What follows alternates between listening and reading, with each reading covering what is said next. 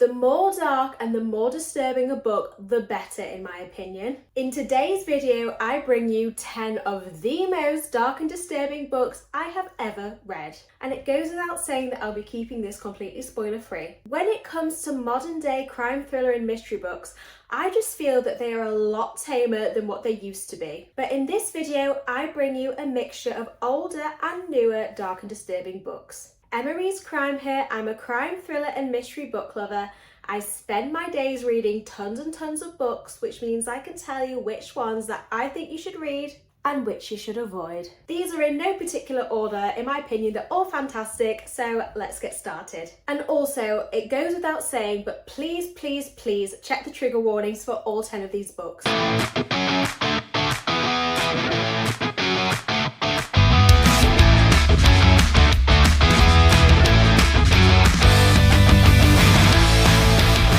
Book number 1 is The Crucifix Killer by Chris Carter. This is book 1 in the Robert Hunter series, and to be honest, all the books in this series are equally as dark and disturbing as each other, and the books can be read as standalones, but I thought I'd just go for The Crucifix Killer because it is book 1. The body of a woman has been found brutally murdered. On the nape of her neck, a very strange double-cross symbol has been carved. This is the classic symbol from the notorious Crucifix Killer. However, this couldn't possibly have been done by the Crucifix Killer because they've been caught and they were sentenced to death 2 years ago. I was very late to the party in starting this series as I only started reading them in 2024. Dark and disturbing books with a messed up serial killer is my all-time favourite trope, and this book delivered. And yes, I know that probably makes me a sicko, but that's probably why you're here watching this video too. I did actually guess a serial killer in this book, but I still really enjoyed it. The second dark and disturbing book which I'd recommend to you is The Last Party by A.R. Torr. This is the kind of book which I strongly suggest that you go in completely blind into it.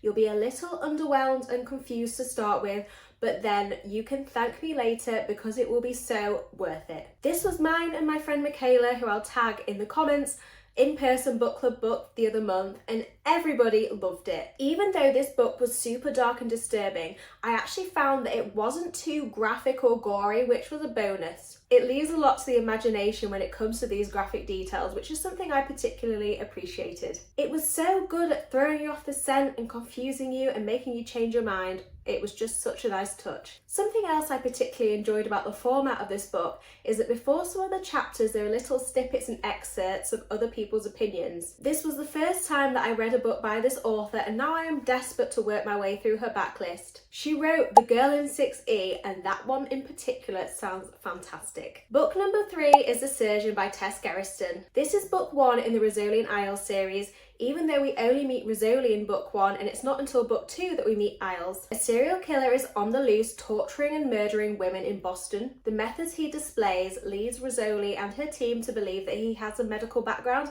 hence the title of the book being called The Surgeon. I read this book when I was about 22, and it was my first ever taste of a really dark book. And since then I have read the entire series. I do think that as the series goes on, they get less and less dark, but the earlier ones in particular are fantastic. It's been a while since she's released a book in the series, so I don't know if she's done with this series or if we've got more to look forward to in the future, but you really can't go wrong with The Surgeon. Book number 4 of the most dark and disturbing books I have ever read is Truth and Lies by Caroline Mitchell. This is book 1 of 5 of the D.I. Amy Winters series. D.I. Amy Winter hopes to follow in the footsteps of her highly respected police officer father. However, Amy's life takes an unexpected turn when she receives a letter from Lillian Grimes. Lillian Grimes is one half of a notorious serial killing duo. This letter contains a revelation which will tear Amy's world apart. The revelation which is contained in that letter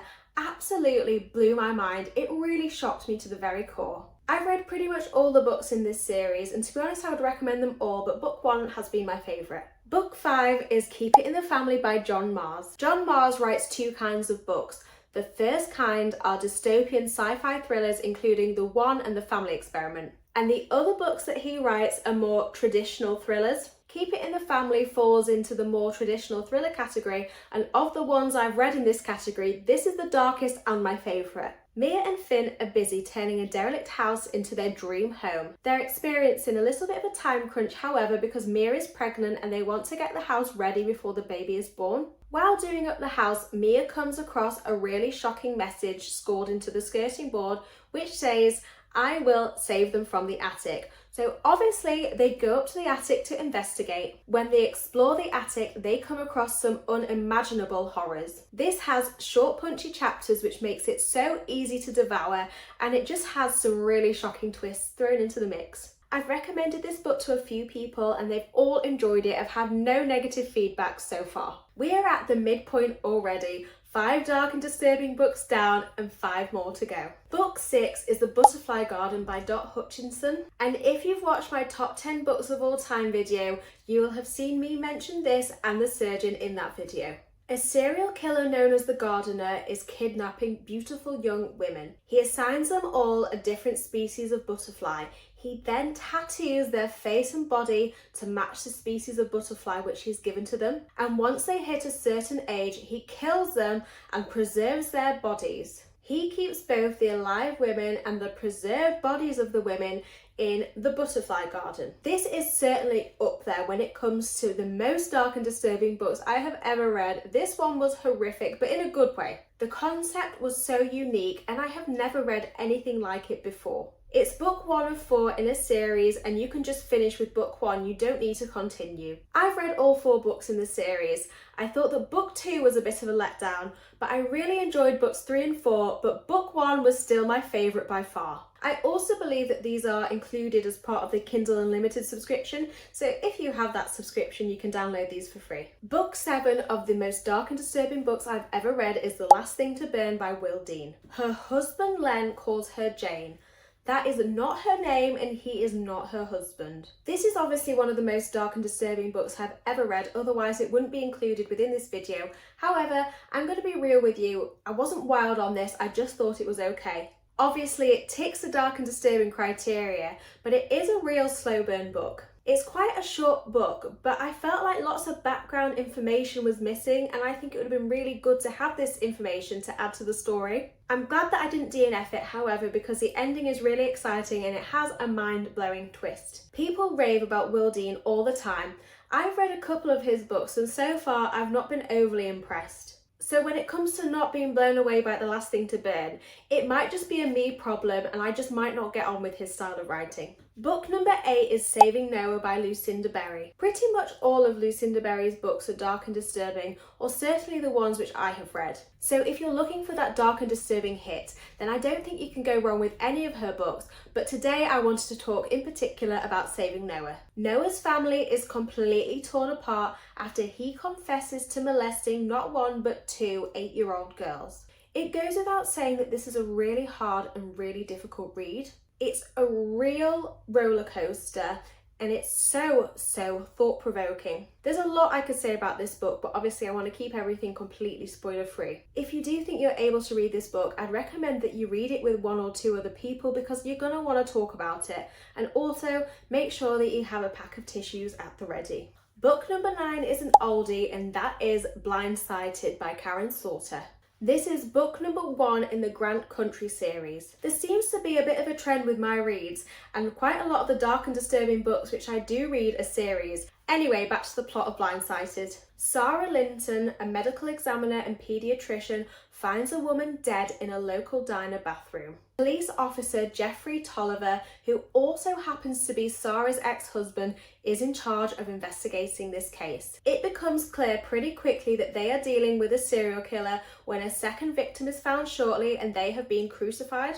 This book was so messed up and some of the scenes in this was so graphic. As it's an older book, some of the technology aspects of the book are a little dated. I think I read somewhere that Karen Slaughter was given the opportunity to update some of her older books to make them more modern. However, she did not go ahead with this because she wanted to keep the books in keeping with the time that they were written, which makes perfect sense. I did guess the twist of this one, but overall I thought it was a really enjoyable read. And have you heard that she's got a brand new series coming out this year? I think it's June. I'll put the cover and the date it's going to be released here, but I am so excited for it. And book number 10 is Jar of Hearts by Jennifer Hillier. Main character Gio has everything. She's attractive, she's got a good job, and she has a very wealthy fiance.